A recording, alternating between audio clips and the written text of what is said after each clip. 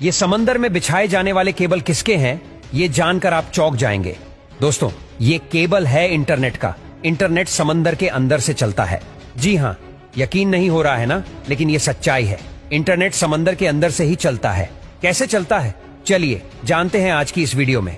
अगर आपको यकीन नहीं हो रहा कि समंदर के अंदर से इंटरनेट चला है, तो आप दुनिया के 95% लोगों के साथ है। उन्हें भी यकीन नहीं हुआ था जब उन्हें पता चला था कि समंदर के अंदर इंटरनेट चलता है। अब आप कहेंगे कि इंटरनेट तो सैटेलाइट और मोबाइल टावर की मदद से चलता है। सैटेलाइट से सिग्नल आते हैं और मोबाइल टावर उन्हें कैच करके हमारे मोबाइल डिवाइसेस तक पहुंचाते हैं। लेकिन जनाब, ये पूरी तरीके से सच नहीं है, क्योंकि दुनिया का 90% इंटरनेट समुद्र के नीचे बिछाए गए तारों के माध्यम से चलता है।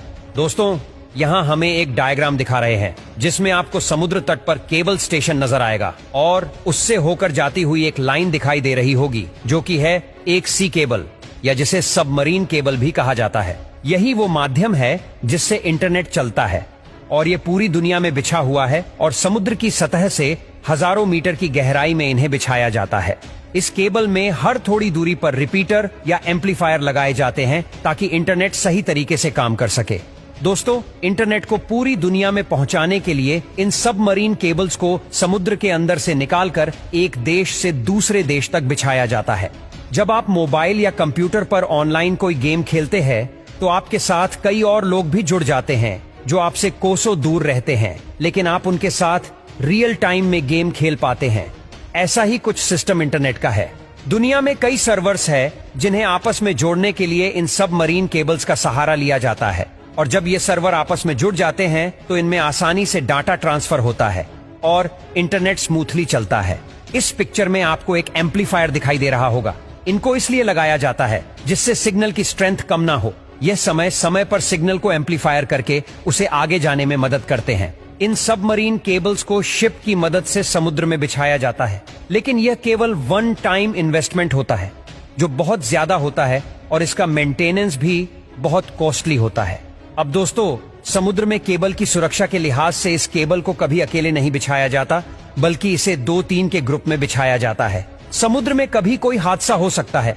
मान लीजिए सुनामी आ जाए, या फिर वायर टूट जाए, या शार्क जैसे जीव भी कई बार इनको नुकसान पहुंचाते हैं। ऐसे में इन्हें रिपेयर करना बहुत मुश्किल होता है और इसमें काफी टाइम भी लगता है। तब तक इसकी जो सेकेंडरी केबल है वो इंटरनेट के सिग्नल को भेजने में मदद करती है। अब आप सोच रहे होंगे कि यह काम आखिर किया कैसे जाता है। तो देखिए, शिप में क्रेन की मदद से वायर को समुद्र में डाला जाता है और फिर एक मशीन को समुद्र में डाला जाता है जो सही जगह पर एम्पलीफायर को सेट करती है। क्योंकि दोस्तों, समुद्र में कई जगह गहराई बहुत ज्यादा होती है, वहां गोताखोरों का जाना भी सुरक्षित नहीं होता, इसीलिए यह पूरा काम मशीनों से लिया जाता है और ये वायर पूरी तरीके से चेक भी करते हैं। चलिए अब आपको वायर्स के बारे में बताते हैं। देखिए, ये वायर ओपन है। इसमें आपको कई सारे वायर दिखाई देंगे। यह फाइबर वायर है। इसके ऊपर पहले रबर की कोटिंग है, फिर इसके ऊपर स्टील की कोटिंग है। इसके ऊपर काफी सारी कोटिंग्स की जाती है क्योंकि ये वायर को सुरक्षा और स्ट्रेंथ देते हैं। और दोस्तों, ये जो 100 से भी ज्यादा वायर आपको नजर आ रहे हैं, इन्हें ऑप्टिकल फाइबर बोलते हैं और यही वायर इंटरनेट के सिग्नल को लेकर जाते हैं। और ये एक वायर 100 MBPS के डाटा को ट्रांसफर कर सकता है। लेकिन आजकल जो केबल आ रही है वो तो 1000 MBPS 1000 MBPS तक का डाटा ट्रांसफर कर सकती है। दोस्तों, इन्हीं केबल्स से दुनिया के सारे सर्च इंजन का डाटा एक जगह से दूसरी जगह ट्रांसफर होता है। लेकिन इतनी सुरक्षा के बाद भी अगर कभी कोई वायर डैमेज हो जाता है तो फिर गोताखोर समुद्र में जाकर इसे रिपेयर करते हैं। आपको बता दें कि ये एक वायर लगभग 25 साल तक काम कर सकता है और इसीलिए इतने समय तक समुद्र के अंदर रहने पर इसमें काई वगैरह जम जाती है। अब आप सोच रहे होंगे कि आखिर समुद्र में केबल बिछाने का काम कौन सी कंपनियां करती है। तो दोस्तों, बहुत ही कम कंपनियां हैं जो ये काम करती है, जिन्हें टीयर वर्क कंपनी कहा जाता है।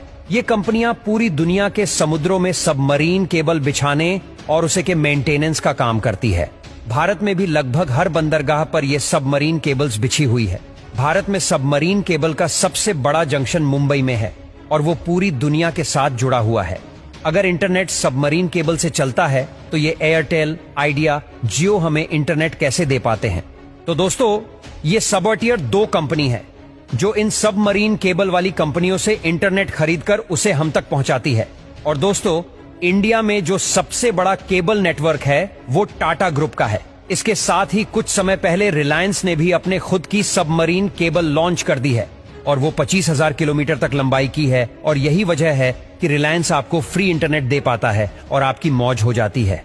हाल ही में भारत सरकार ने इंटरनेट कम्युनिकेशन के लिए चेन्नई से अंडमान निकोबार तक समुद्र में 2,312 किलोमीटर लंबी ऑप्टिक फाइबर केबल बिछाई है। इस submarine optical fibre cable connectivity परियोजना का शुभारंभ पीएम मोदी जी ने 2018 में किया था और इसका लोकार्पण भी इन्हीं के हाथों हुआ।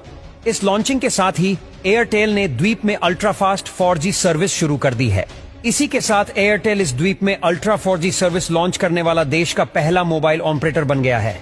इसके अलावा रिलायंस इंडस्ट्रीज की टेलीकॉम सब्सिडियरी रिलायंस जियो भी बढ़ती डाटा मांग को पूरा करने के लिए भारत केंद्रित इंडिया सेट्रिक सबसे बड़ी अंतर्राष्ट्रीय सबमरीन केबल सिस्टम का निर्माण कर रही है। दोस्तों, अब वो दिन दूर नहीं जब हो सकता है कि दुनिया के कई देशों की तरह हमारे देश में भी इंटरनेट हमेशा के लिए फ्री मिले और वो भी 5G की स्पीड से।